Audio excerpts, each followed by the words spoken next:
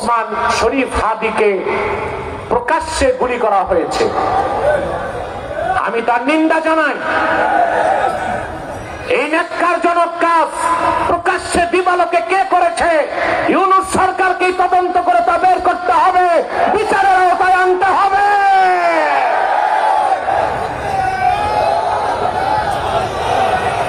আমি আজ সিলেট আলিয়া ময়দান থেকে বাংলাদেশের মূল ধারার রাজনীতিবিদ নেতাদেরকে বলছি, কি বিএনপি, কি জামাত, কি এনসিপি, আগে বাংলাদেশ রক্ষা করুন।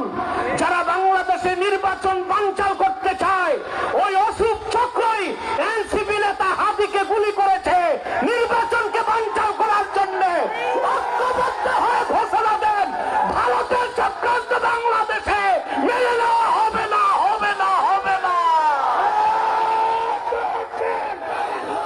স্পষ্ট বলে দিচ্ছি, বেগম জিয়া বিদেশ যেতে পারে না ট্রিটমেন্টে, তারেক জিয়া মায়ের কাছে আসতে পারে না, আর হাদির মাথায় গুলি, সব একই অপশক্তির দ্বারা হচ্ছে।